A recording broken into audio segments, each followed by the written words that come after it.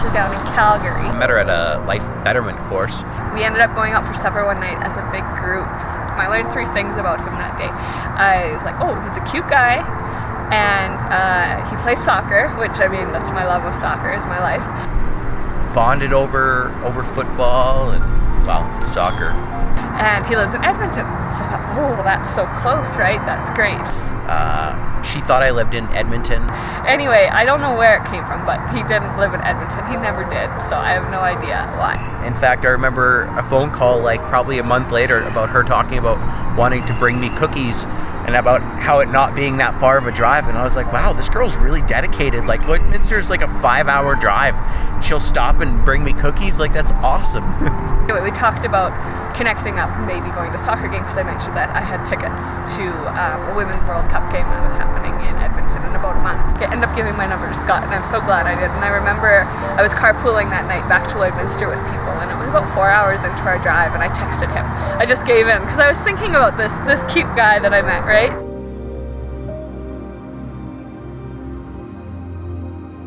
The first date that I consider a date with Jen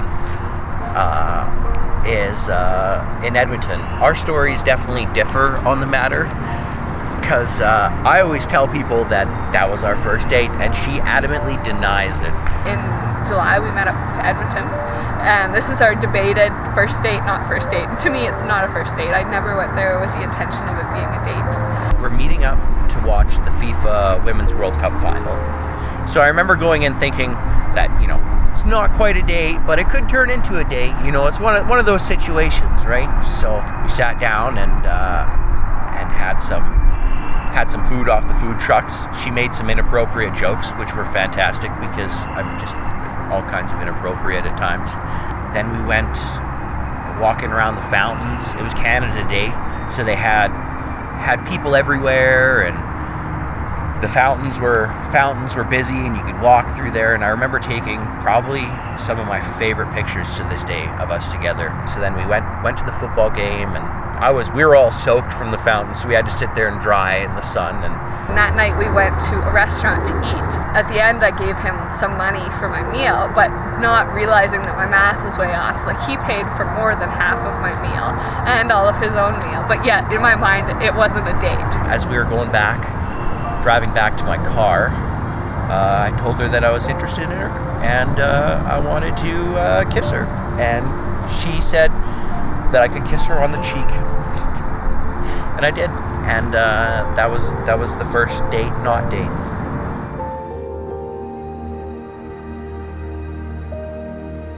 When Jen and I officially started dating, it was in November. I actually surprised him on a trip down to Yuma, Arizona. We went to a burger place, and around the corner walks Jen. I was very surprised.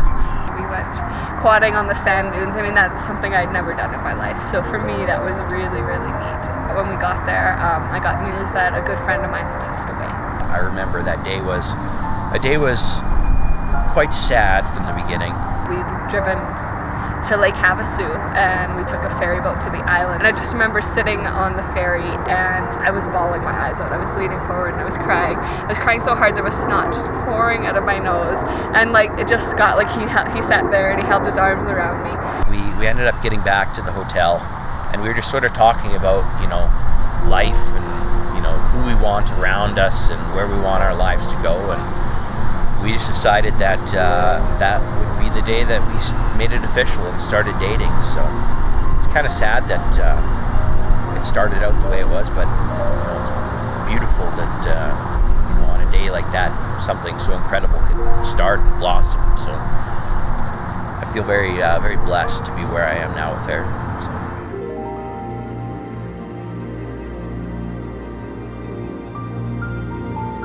I was actually the one who said, I love you first. We'd spent, an hour or two talking on the phone, and we were just getting ready to hang up. And I said it right at the end of the conversation. Speaks up and goes, okay, well, I love you. And in my head, I was thinking, did she just tell me she loved me? And I can't remember right, but I believe he said, if you said that you loved me, I love you too.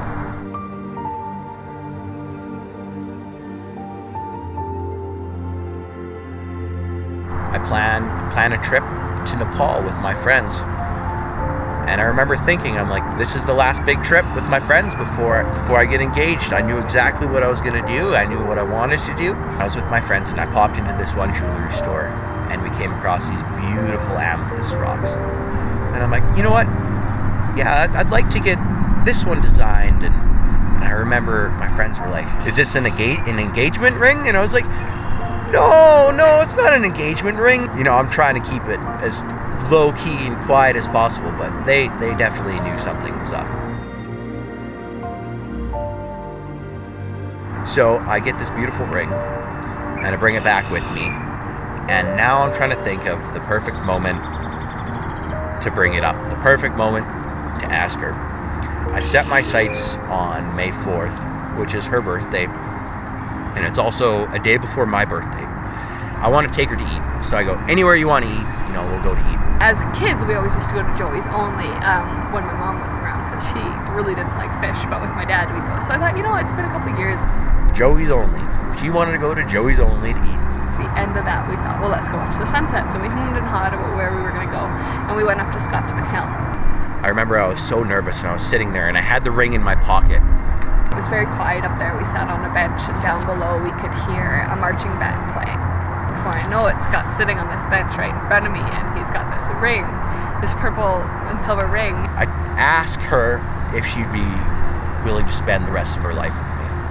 I'm pretty sure he used my full name, but I just remember saying, like, yes, Scott Dale Reimer, like, I will marry you. I'm pretty sure at first, the first couple times she said, like, are you kidding? Like, are you serious? Are you serious?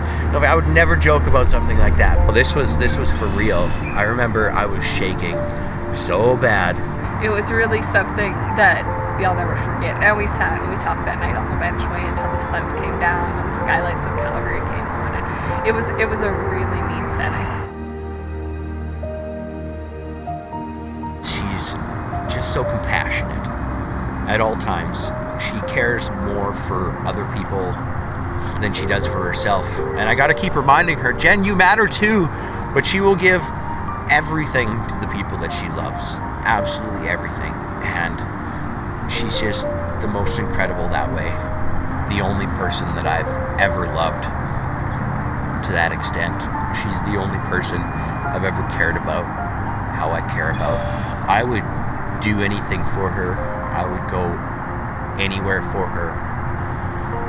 I would fight through anything. I don't think that there's anything that could stop me. I never told him this, but at the end of May, after we were already engaged, I went to Mexico with a good friend, and I actually bought a ring for him down there. And on the ring, it's engraved. It was a Spanish to English translation, so it didn't quite work out. But it said, I want to always sit with you and watch.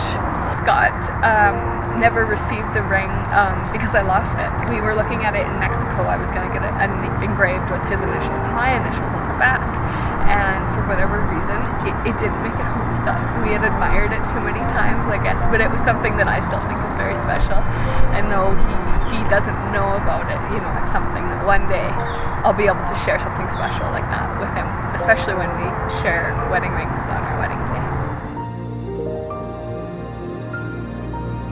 We look forward to spending pretty much just the small moments together. You know, anything from coming home from work at early and getting to hang out to, you know, when you have a day off. Yes. So we can just hang out then, kind of thing. You know, it's us. We just have such a heartfelt connection. To be able to share that in our little moments that we have with each other is just amazing. It really, as we look back on this pathway that we formed to get here, it really is about all of these small moments that we've had, from sad moments to happy moments to intimate moments to just moments of connection or breakthrough.